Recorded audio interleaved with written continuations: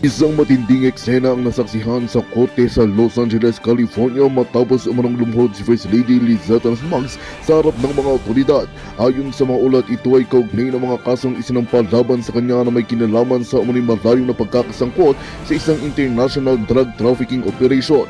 Lumutang na rin umano ang matitibay na ebidensya na nagugnay sa kanya sa operasyon, kabilang ang bank records, communications at testimonya ng mga dating kasabwat. Ayon sa mga legal experts sa Amerika, ang bigat ng mga ebidensyang iniharap ay maaaring magresulta sa pinakamabigat na parusang ipinapataw sa ilalim ng batas ng California, ang bitay sa lethal injection. Habang wala pang final na desisyon ng korte, marami na ang naglalabas na opinyon na magiging halimbawa ang kasong ito sa pagpapatupad ng hustisya, anuman ang katayuan sa lipunan ng inaakusahan. Tahimik pa rin ang Malacanang at wala pang opisyal na pahayag mula kay Pangulong Kuting.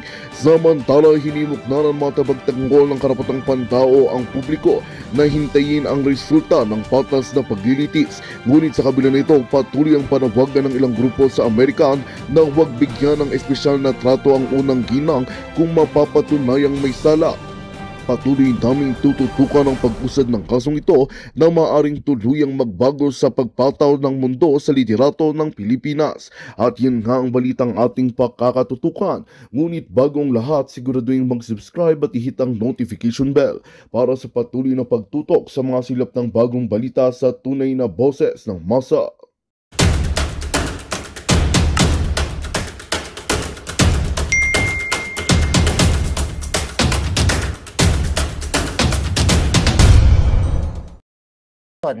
Okay? Na nga, itong gobyerno ni Bangag. Kaya sila apektadong-apektado ngayon dahil nakikita ng taong bayan ang mga Filipino abroad all over the world, Europa, Amerika, Asia. Nakita nyo, di ba?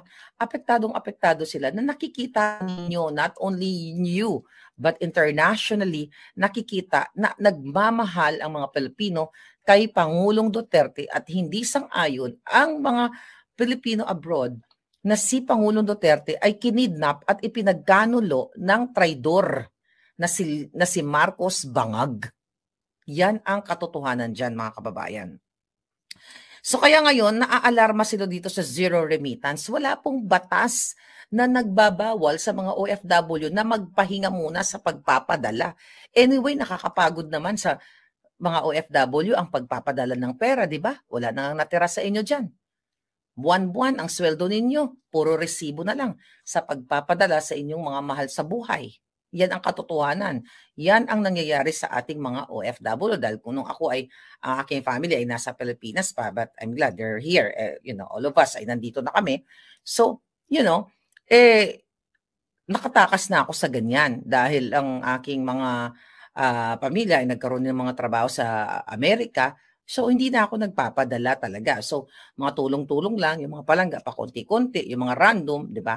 But anyway, walang batas para pagbawalan o manawagan kami o magpahinga muna tayo. Hindi ba pwede magpahinga muna? Dahil nakakapagod na magpadala ng pera? Dahil ang mga OFW, linis dito, linis doon, duty here, duty there. Tapos yung pera nila ay napupunta lang doon sa kanilang mga kamag-anak at wala nang naiiwan sa kanila. Kaya sila nga dito nagtipid-tipid ng mga noodles na lang, mga tuyo-tuyo. You know what I mean? Wala pong batas na nagbabawal sa OFW na pag nagpahinga sila o nag-show sila ng protest dahil sa ayaw nila sa ginagawa ng bangag sa pangingidnap, ibabawian mo ng pribilehiyo na iyon ay inakma sa kanila ng batas. Tapos bigla niyong iti-twist, babaguhin niyo. And this is very bangag. Kaya talagang dapat manindigan na kayong lahat. You have to speak up. Kaya nga galit na galit sila sa akin eh. Di ba? Kaya gusto nila akong, what? Ang sabi ni Santiago, na sanay gumurgor ng tao. Alam ko, sanay kang pumatay ng tao, Santiago. Okay? Huwag mo kong sinisindak-sindak. Lahat kayo mga buwaka ng genimes nyo, huwag niyong sinisindak-sindak ang isang Maharlika. Alam kong gumugurgur ka. Di ba? Humahawak ka ng baril, gumugurgur ka ng tao. Kaya kung magsalubong tayo na may hawak kang baril, madali lang sa yung gumurgur ng tao. Ako, ni isang tao, lamok lang ang nagurgur ko. kayo sa Bangag Administration, sanay kayong magpadala ng assassins sa akin at sa iba pa, sanay kayong kumitil ng buhay ng tao. Hindi na yan bago. Now, mga kababayan, so eto tatargetin kayong mga OFW. Pero wag po kayo matakot dito. Hindi ito, pag ginawa nila ito ng Kongreso, which is, obviously, ginagawa naman nila talaga ang panggigipit, then, sabi natin lahat, yung power nila ay hindi naman yan galing sa kanila. Galing yan sa inyo. That's why kung nakikita nyo na sobra na, sinisikil na, which yun ang nangyayari ngayon, you have to speak up. Kailangan nyo manditigan. Huwag kayong matakot sa sinasabi nila na tatanggalin ang pribilehiyo ninyo. Dahil pag natakot kayo, panalo na naman ang mga julul. Huwag kayong magpadala.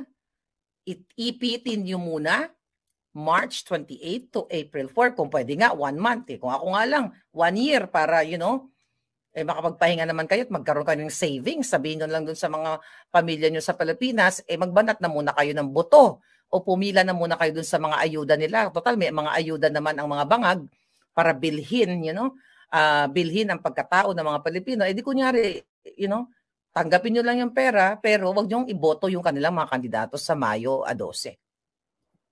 Total, ang sabi di Bangag, maalwan ang Pilipinas, bakit pa nga pala kami magpapadala dyan sa Pilipinas, ang mga OFW?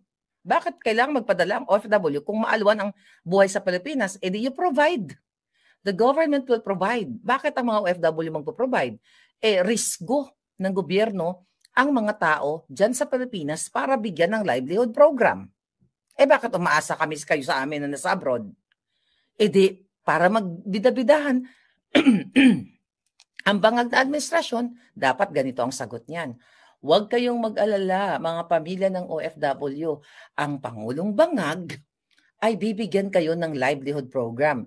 Dito sa lugar na ito, QC, Bicol, or whatever, dito ay mayroong mga opportunities na pwede kayong magtrabaho para hindi na kayo umasa sa inyong mga kamag-anak sa abroad para matuto kayong banat ng boto.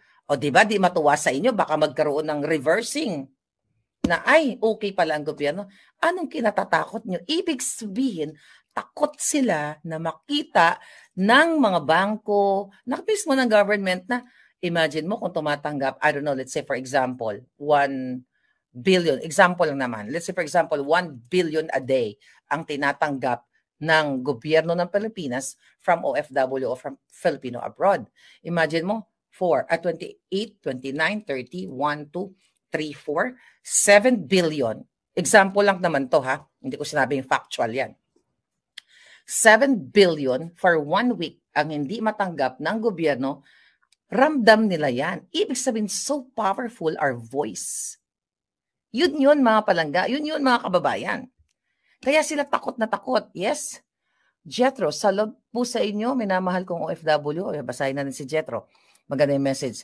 I support zero remittance. Ang totoo niyan, natataranta ang mga kawatan sa zero remittance dyan kasi sila sumasahod. Tama ka. Tama ka, sir. Jethro. Ken, thank you very much. Karen, thank you. Okay, si Maya. Mia, Pochi. Libre man ang travel tax. Mga pinapadala naman para pera sa Pilipinas. Hindi nagkakasya dahil sa mahal ng bilihin plus minus. Minus pa nga kasi nadagdagan ang padala. True. Sabi ni Arlene Sarmiento, wow, thank you Palangga. Ano po email ni Palangga? Sinend sa info. Yung email ko. Okay. I think it's there. Ayan o. Maharlika. Ayan, network@protonmail.com. Okay, mga kababayan. So, tarantang-taranta na sila ngayon. Natatakot sila dito sa impact. Go zero remittance. Ayan. Sabi niyan yan. Go zero remittance. Alright. Fully support po ako sa zero remittance. Okay. Natataranta sila kasi grabe ang magiging impact nito. Maliban pa sa worldwide protest, tapos worldwide zero remittance, mararamdaman nila ang hagupit ng taong bayan. Iparamdam natin. Okay? Not only that, even ang loto. Kapopost ko lang sa Boljakan natin, mga kababayan, sa ating Boljakan post, Facebook, Ano ang sabi ko dito? Alright? Ang sabi ko sa inyo ay, okay ba? Okay. Ano sabi dito? Okay. Oh, eto si Satanas. Oh, nawala. Akala ko nawala na si Satanas. Sabi ko dito, boycott PCSO Lotto. Panagutin ang polboronic na gobyerno. Isabay nyo to. I don't know kung how frequent no ang tayaan sa Lotto sa Pilipinas. March 28 to April 4. O, wag na kayo tumaya forever. Kasi wala, di ba kayo mananalo dun sa Lotto? Dahil si Lisa Tanas lang, di ba? At si Millionario, di ba? Mismo dun sa greetings na, pabarinig natin ulit ito. Just wanted to wish you a happy 60th. Hi, Mel. Or should I say Melionario? Just wanted to wish you a happy 60th birthday. Naku, senior citizen ka na, ha? Dapat magpapayat ka na to be as sexy as Shay. We love you, Mel. I wish you all the best today and for the next 60th year. Big hug. Happy birthday. Thank you for everything you've done for me, my family, for my husband. Sama-sama tayo babago muli para maging milyonaryo. Oh, nakita nyo? Last year yan. Sama-sama tayong babangon muli para maging milyonaryo. Yan ang bati ni Lisa Tanas at totoo nga, nasama-sama sila naging milyonaryo. Hi, Mel. Or should I say milyonaryo? Habang kayo ay nagugutom. Kaya sabi ko kanina, nananawagan kami sa lahat ng Pilipino na itigil ang pagtaya sa PCSO Lotto hanggang hindi nila naipaliwanag ang imposibleng 433 winners or jackpot winners noong 2022. At panagutin ang lahat ng anomalya ni Langka Robles at ni Lisa Tanas na nagsama-samang naging milyonaryo. Saan galing mismo ang sama-samang maging milyonaryo? Sa bunganga ni formalin-inspired Lisa Tanas. Sabi ko pa nga, magsama-sama tayo, walang tataya sa Lotto hanggang walang linaw at katarungan at pananagutan. Hindi tayo papayag na lokohin. I-boycott ang PCSO ngayon. Dahil hindi naman napupunta sa tama ang inyong mga taya. Di ba? Nagsama-sama silang naging milyonaryo. Kasabay ng zero remittance, isabay nyo na rin yan mga kababayan. At sa Lotto, forever wag kayong tumaya hanggat hindi napapanagot ang mga demonyo dyan sa PCSO at si Lisa Tanas. Yan ang katotohanan.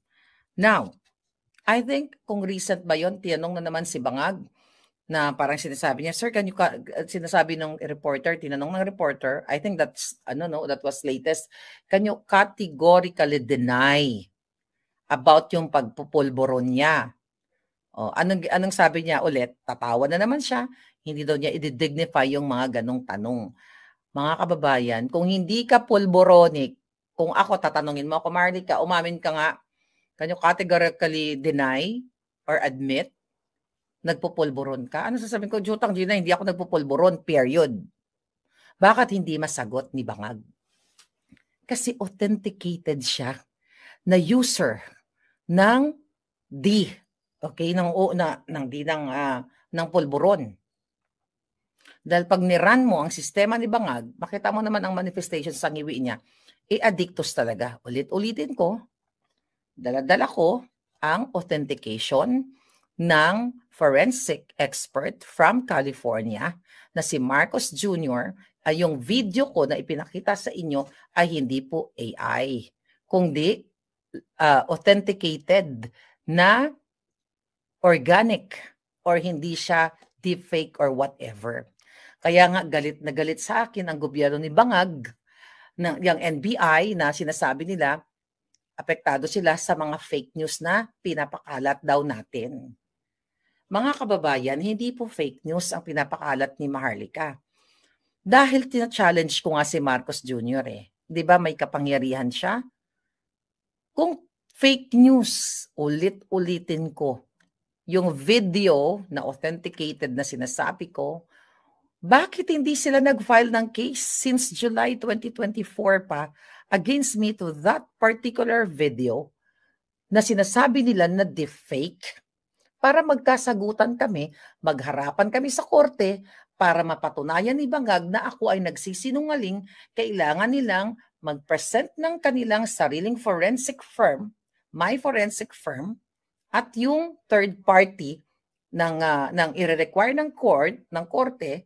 Okay, well, I mean, yung legitimate lang na firm, kumbaga, na not firm, ang tawag doon, na agency, anong tawag mo doon, sa mga forensic experts. Doon kami magbakbakan sa court. Pero hindi gagawin ni Bangag yan.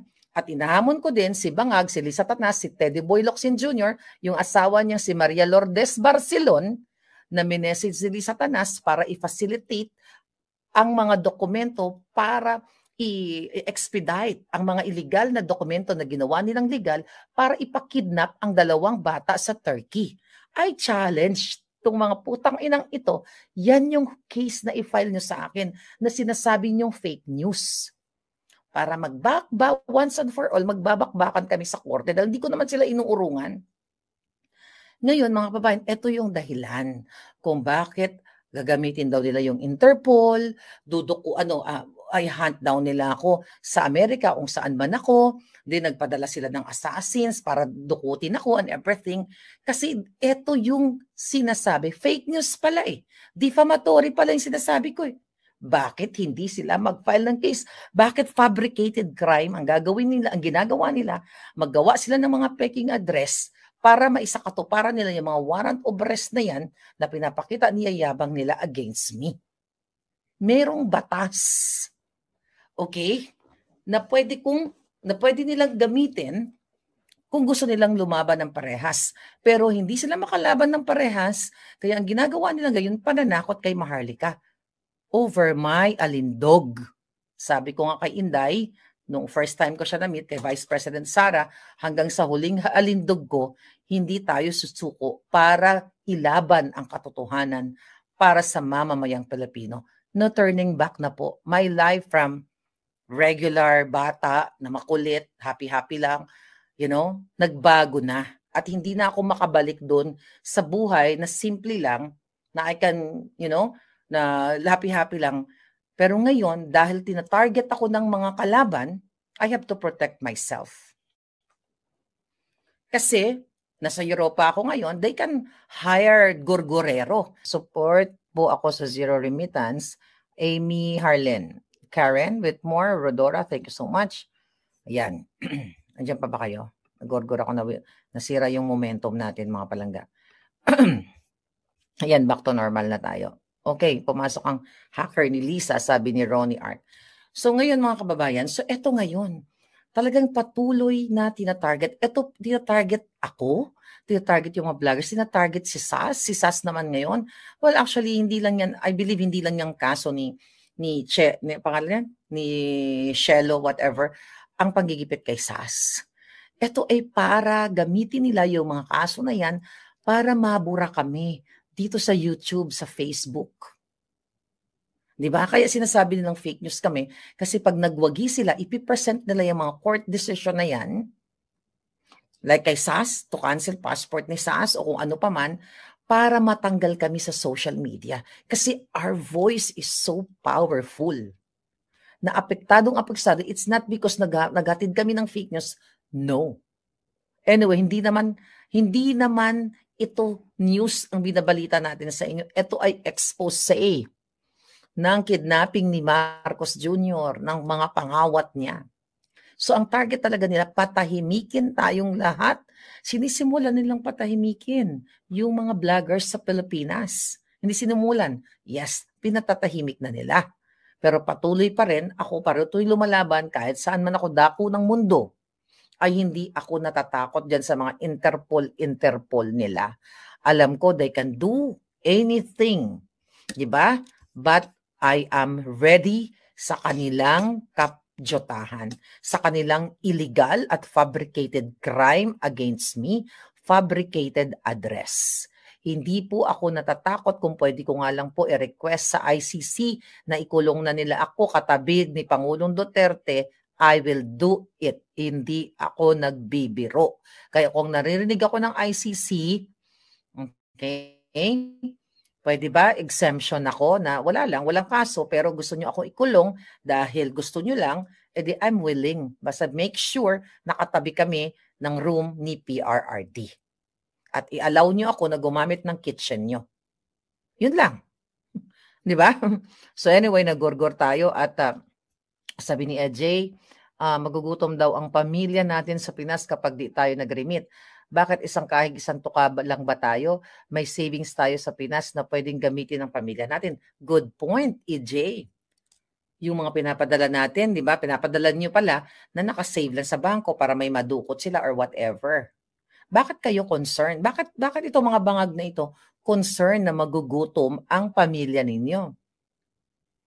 Concerned? Bigyan nyo ng trabaho. Di ba? Dapat bigyan ng mga bangag ng trabaho ang pamilya natin. Arlene Sarmiento, thank you palangga. Pangkape, pakasilo po yung email ko, madam. Mainit-init pa po na news yung nakakalungkot. Patungkol saan yun palangga? Ano nangyari? Anong mainit-init na balita na hindi ko alam?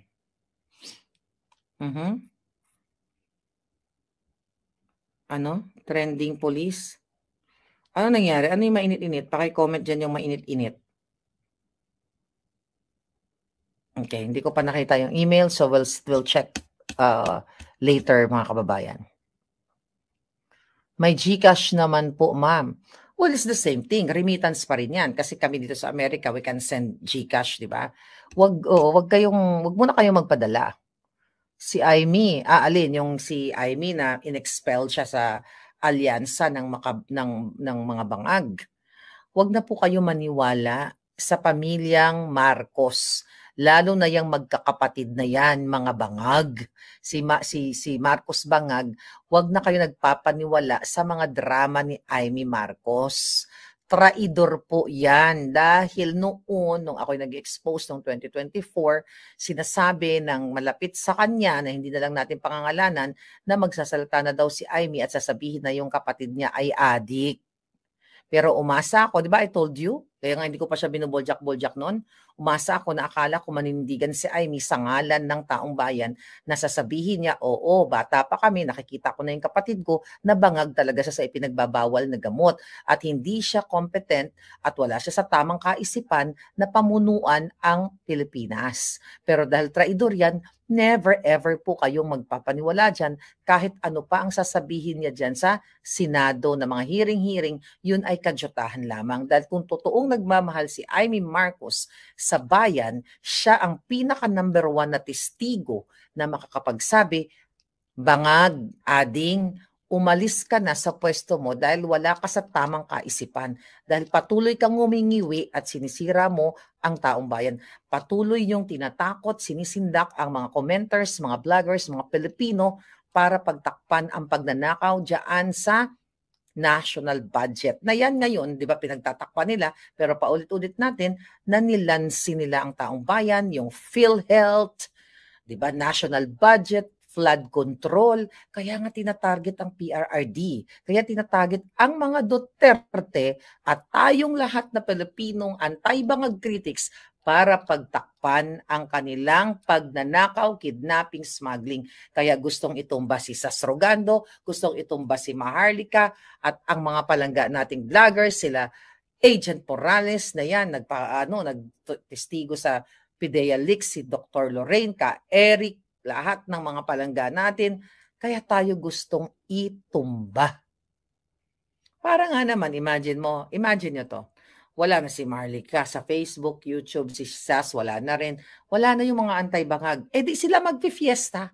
Puro kasinungalingan ang sasabihin nila na si Bangag ay ganito, ganyan, mabuti. Kasi yun ang gusto nilang naratibo. Na gusto tayong gurgurin lahat. But they're not gonna win. They're not gonna win, darling. Okay? Mamaya natin babasahin yung mga yung mga okay. Black voting, PDP lang tayo, sabi ni Hermoine. Grabe ang gulo saan? Ang gulo sa Malacanang? Nagkakagulo talaga yung mga yan. So anyway, sabi nung palangga ko, sabi niya, Maharlika, sige, magpakulong ka na sa ICC para may katsikahan si Pangulong Duterte. Hindi ako nagbibiro. Kaya ako pumunta dito sa Netherlands. I'm ready. I'm here to support PRRD. My ticket is one-way ticket. One-way ticket ako. I can stay here ang mga, I think 6 months kami pwedeng tumira dito. I'm not sure. I have to check. Tingnan ko nga kung ilang ano kami dito pwedeng magstay. Wait a minute. Tignan natin to. Ilang months ako dito pwede magstay? Google natin. Ay, hindi pala 6 months. 90 days lang pala. So, 90 days, okay? Within 108, okay. US citizens can stay in the Netherlands for up to 90 days within a 180-day period without a visa for tourism, business, or family. So, di ko 180 days, so ilang days lang ba ako dito? Nasa 4 days pa lang ako dito. Di ko ilang days lang ako pwede magstay. I will, para matanungin ko si PRRD saan niya naman yung kanyang sense of humor. Di ba? So, yun yung mga gusto ko. Hindi ako nagbibiro, Palangga. Arlene, thank you very much. Ayan. Gerlan family, thank you so much, Palangga. Okay.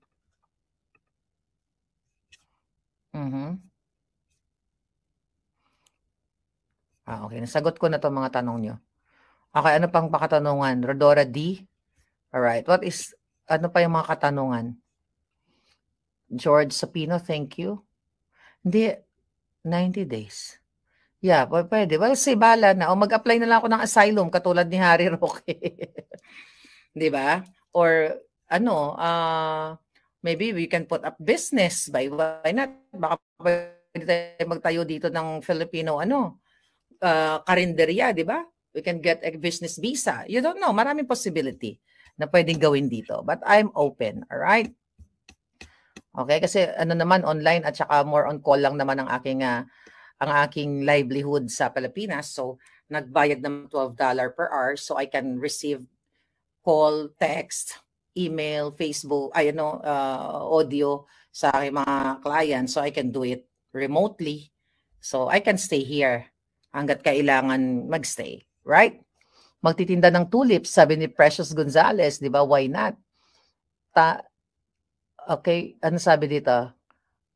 Mag-ingat po kayo. Pwede mag-extend 90 days. Okay, but anyway, sali daw sa business si Ignis. Okay, mga kababayan. So, yun na lang muna. At wag po kayo magmantatakot. Wag kayo magpapatinag. Hanggat ako'y patuloy na nagsasalita dito, wag kayong matakot. Kasi ang pinaka number 1 nilang tinatakot, ako. Ako ang tinatakot nila at gusto nilang gurgurin. Hanggat buhay ako dito, okay? Hanggat buhay tayong lahat, well, wag tayong tumigil at iparating natin sa ating mga kababayan, sa ating palangga, sa buong mundo na tama lang na mag-resign na ang bangag. By the way, gusto ko palang sagutin bago ako magpaalam. Itong yung abogagang vlogger turned turned aso ng mga bangag. Parang tinanong siya na about yung comment niya na kung ano daw ang masasabi niya na pinapanawagan ng mga tao dito sa The Hague, narinig ko yun na resign Bangag Jr. Sabi niya, sinong makikinabang? Bakit? Sinong makikinabang? O bakit daw mag-resign ng si Bangag Marcos? Bakit daw mag-resign? Parang yung grounds? Gaga ka? Hindi mo ba nakikita na ang amo mo adik? Ang amo mo kidnapper?